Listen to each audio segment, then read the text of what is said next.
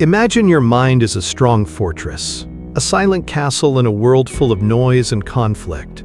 Someone outside throws a stone, a sharp word, an insult. What happens next? Most people either jump back in fear or they quickly throw a stone back. And here's the strange truth. If you react, you often lose. Not because their stone was so powerful, but because you just gave them control of the battle. Niccolò Machiavelli understood this hundreds of years ago, and most people still haven't learned it. He knew that an insult isn't really about anger or disrespect. It's a test, a probe, a quiet invitation to reveal where your walls are weak, to show how much you care about what others think. The moment you jump, the moment you rush to defend, explain, or throw a stone back, you're telling everyone watching, that stone landed, that hit me, those words pierced my walls. The person who threw the stone doesn't need to guess where your weak spots are anymore. You've just drawn a bright line to them. And worse, everyone else watching the battle sees it too. So what did Machiavelli do? He didn't say sorry. He didn't trade insults. He didn't waste energy on small fights. He did something much colder, much more powerful. He used that insult, that stone, as raw material to completely change who had power in the whole room. Because the real goal isn't to win that one little exchange. The goal is to show you were never even in their battle. And once people realize you're beyond their small fight, the insulter shrinks, not you. So before we go further, hit that like button, subscribe, and turn on notifications. What I reveal next reshapes your world forever. Let's look at this deeper. An insult isn't just words. It's a projectile designed to make you react in a certain way. Usually, it pushes you into one of three predictable responses. 1. You defend your walls, which tells the attacker their stones carry weight. 2. You attack back, which shows you're emotionally caught up in their battle. 3. You laugh along, which shows you'd rather pretend nothing happened than risk a fight. All three responses give control to the attacker. They get what they want, proof that your walls are easy to hit. But there's a fourth option, a Machiavellian option. It's colder, quieter, and far more effective. He didn't react. He changed the battle. He understood a key rule. Whoever controls how people see something, the frame, controls the whole story. And the moment you step into the emotional battle set by the insulter, you've already lost. You're no longer yourself. You're dancing to their rhythm. Machiavelli refused to step inside. He stood above it. He let his silence become heavier than their words, his stillness more threatening than any strike back. He didn't answer the insult. He just made it disappear. Imagine this. Someone tries to throw a stone, insult at him in public. He doesn't smirk. He doesn't glance away nervously. He looks, calmly, intently, as if to say, I'm not hurt, I'm calculating. And that one look changes the whole room more than any smart comeback ever could. Because here's a truth few understand. No one truly fears the commander who gets angry. People expect anger. It's simple, easy to guess. What truly scares people, what shakes up a whole room, is the commander who takes an insult in silence. That kind of calm shows something powerful. This isn't his first attack. He's seen this before. And he's already decided what happens next. That's true presence. That's real control. And that's why insults thrown at Machiavelli never landed. The attacker didn't get fun. They didn't get control. They got silence, followed later by consequences that were delivered indirectly, smartly, and very precisely. So how do you do this? Simple. Don't respond the way they expect. Don't rage when they anticipate rage. Don't laugh when they expect humiliation. Don't move at all. Let their noise echo in the quiet space you hold. And when you don't flinch, their power disappears. Not because you fought them, but because you made them wrestle with their own weakness. But Machiavelli didn't stop there. He understood silence is more than just not reacting. It's a way to gain power. When someone insults you publicly and you stay still, something strange happens. The feeling in the room starts to shift. Everyone waits for a clash, for the sparks. But when nothing happens, curiosity grows. People start asking themselves, why didn't he react? Does he know something we don't? Was that insult actually weak? Did the attacker just make himself look bad? And suddenly, the person who made the insult becomes the show, not you. The crowd changes its mind. How they see things shifts. And you've changed the whole conversation without doing anything. Here's the psychological key. Insults only work if they touch something unresolved inside you. If someone calls your fortress weak and you secretly believe it, you'll flinch. If they call you scared and you fear it's true, you'll fight back. If they mock your past battles and you haven't made peace with them, you'll get upset. But if you've already faced those hidden fears, already learned from your past defeats, the insult just bounces off your strong walls. It hits nothing solid and goes right back to the person who threw it. That's the Machiavellian advantage. Self-awareness so deep that no insult can shake you, because no one can use what you've already dealt with. No one can bother a commander who's already won their inner wars. Now, here's where it gets even smarter. Machiavelli didn't just stop insults, he sometimes provoked them. Why? Because insults are like a special tool to find out what others are insecure about. He would set up situations that made people comfortable enough to speak carelessly. A sly comment, a vague remark, and suddenly a person with hidden worries takes the bait. They lash out with an insult, and in that moment, Machiavelli had them. Because now their true feelings were exposed, their weaknesses revealed, and the best part? They couldn't take it back. Everyone saw it. Their weakness was public. This is the trap so many walk into. They throw insults thinking it makes them look strong, when in reality, if the other person doesn't react, it makes them look fragile. So how do you take power from someone with more status? You let them insult you in front of others. And then you don't flinch.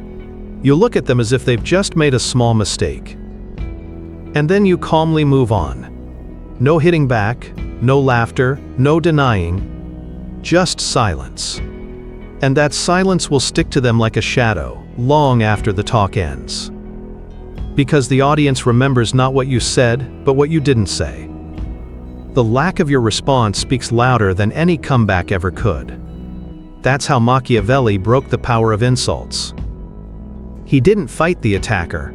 He let the attacker expose themselves while he remained untouched. There's a reason Machiavelli didn't bother trying to clear his name or defend his fortress walls directly, because the moment you feel the need to explain yourself, you've already lost control of how people see you. You've admitted, without saying it, that someone else owns your reputation, that you're arguing about who you are based on their words. That's why insults work so well against those who aren't ready. They trick you into fighting for something that wasn't even at risk until you made it so. Think about it.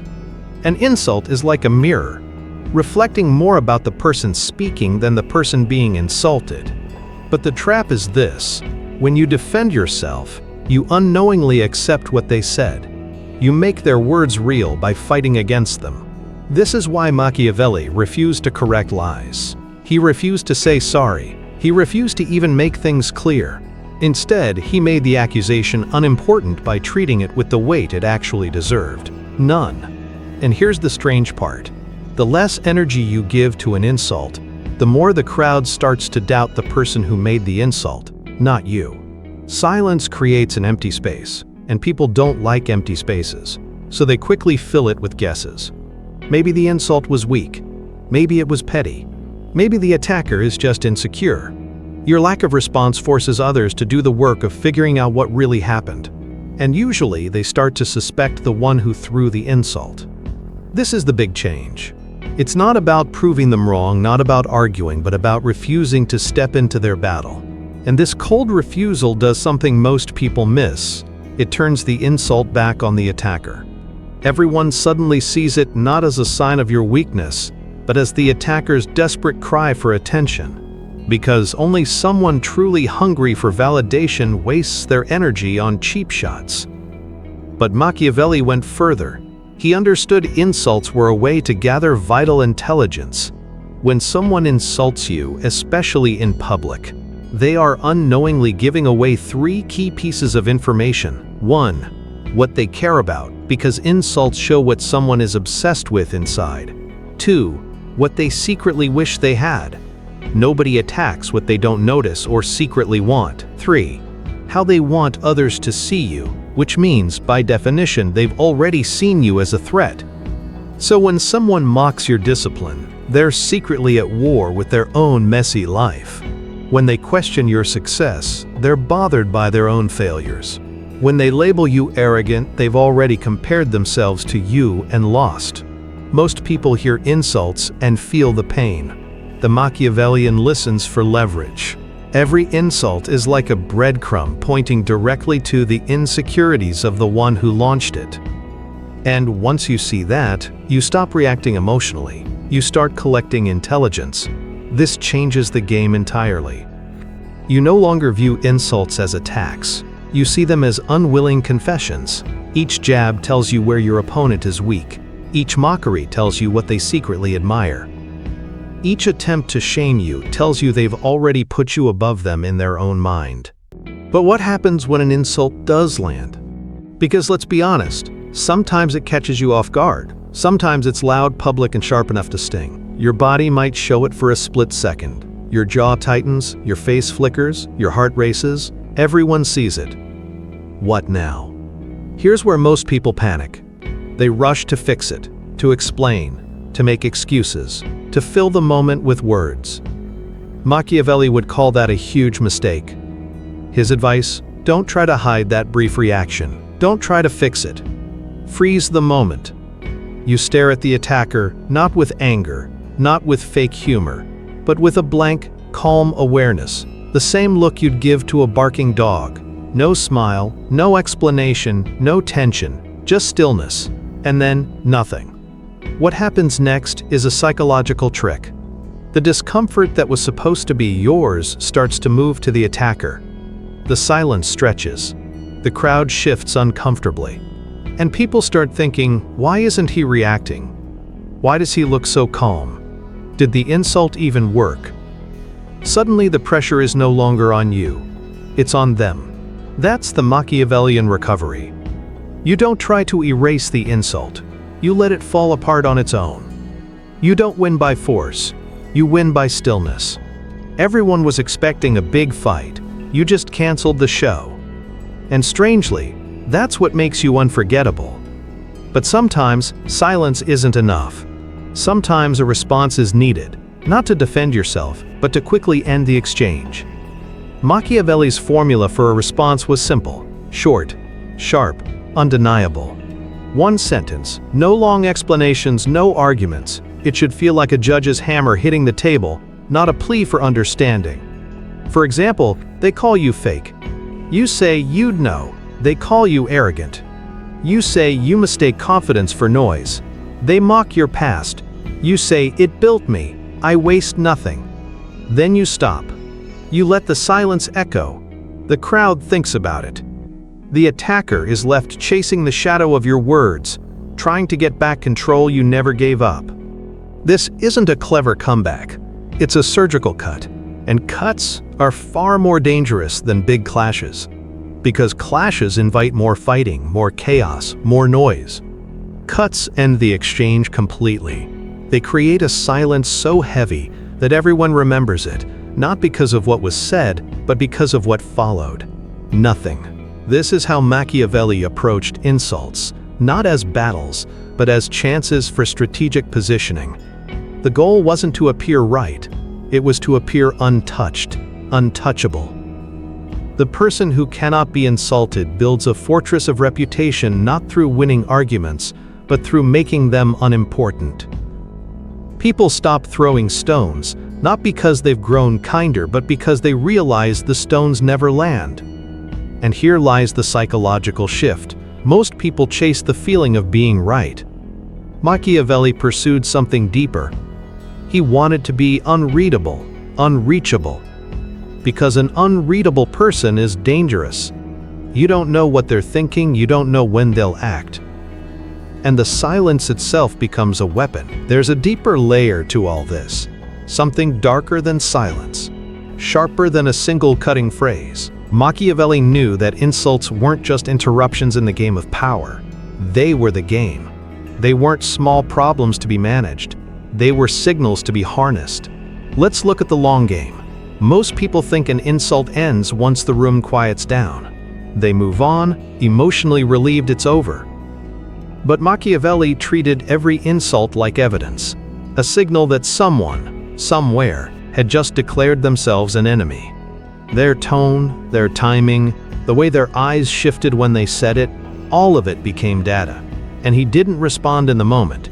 He waited, he stored it away. And when the moment came, on his terms, not theirs, he acted. Sometimes that action was subtle, a whispered doubt to an ally. Has he always been like that? I didn't expect that from him. Sometimes it was nothing at all, simply letting the attacker's credibility decay and silence while the memory of their outburst lingered. Either way, the insult was never forgotten. It was cataloged, weaponized, and then deployed when the timing was perfect. This is why Machiavelli never truly lost an exchange. He didn't treat insults as battles to win. He treated them as intelligence to exploit. But let's explore another dimension, the tactic of strategic ownership. This is the coldest reversal of all. When someone throws an insult, they expect resistance. They expect denial. What they don't expect is for you to own it, to reframe it not as a weakness but as a strength. They call you ruthless. You say, I prefer to be precise. They call you manipulative. You say people confuse discipline with control. They mock your past. You say it built me. I waste nothing. What happens here is powerful. You've turned the insult into fuel. You've denied the attacker the very resistance they needed to feel powerful. Instead, you've made the insult part of your story. The attack becomes a foundation. The thing meant to shame you becomes the reason you're respected. And the crowd begins to whisper, if he doesn't deny it, maybe it's true, and maybe that's why he's strong. This is the Machiavellian reversal, where insult becomes legend, attack becomes narrative, shame becomes power. And it scares people, because they realize nothing can be used against you. This is the real secret. The person who doesn't react doesn't just win the moment. He shifts the entire room. Watch carefully the next time someone insults in public. The room holds its breath. The audience prepares for impact. But if you don't react, if you hold silence, stillness, the energy reorganizes around you. People begin doubting the attacker. They start questioning the motive. They figure out who really has power in real time. And without saying a word, you've absorbed the entire battlefield. Psychologically, here's what's happening. Insults are built on expectation. They rely on guessing what you'll do. The attacker imagines you'll flinch, stumble, defend yourself. That's the script in their mind. But when you don't, when you break the script, the weapon fails. Suddenly they're standing exposed, holding an insult that went nowhere. And now they are the one who looks emotional, insecure, desperate. This is what Machiavelli perfected, the art of becoming unreadable. Because when a person can't be provoked, they become dangerous. When they don't defend themselves, they become mysterious. And mysterious people are feared. But let's push it even further, into the realm of the subtle counter-insult. This isn't about yelling words back. It's about using subtle hints, phrases so calm they sound like observations rather than attacks. They don't hurt in the moment, they echo in the mind. For example, you always talk the loudest when you're unsure, or interesting. I wouldn't have revealed that about myself so quickly. You must have needed to say that. Notice what these do. They don't defend. They don't make things worse. They redirect attention back to the attacker, forcing everyone to reconsider what they just saw. That's not fighting back. That's social surgery. With fewer than 10 words, you've put them in a corner. If they argue more, they look unstable. If they retreat, they look weak. Either way, you've trapped them in their own game. This is Machiavellian precision. No wasted words, no wasted movement. Control through doing the least. And finally, the heart of it all. Insults are never about truth. they're about control. They are probes, tests, attempts to drag you into a story where you are weak and they are strong. The second you react, you're trapped inside their story. But the second you refuse, the second you let silence, stillness, or surgical words define the moment, you flip the story entirely. The insult no longer exposes you. It exposes them. It reveals their envy, their insecurity, their fragility, and everyone watching sees it.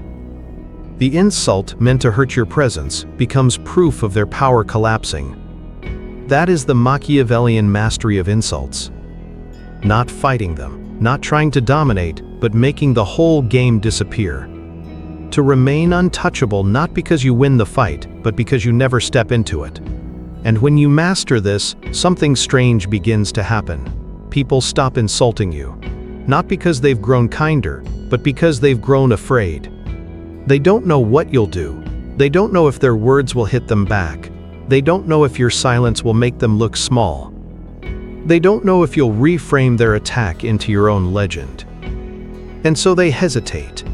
That's the fortress you're building. Not one made of defense, but of unreadability. Not one of clever comebacks, but of stillness.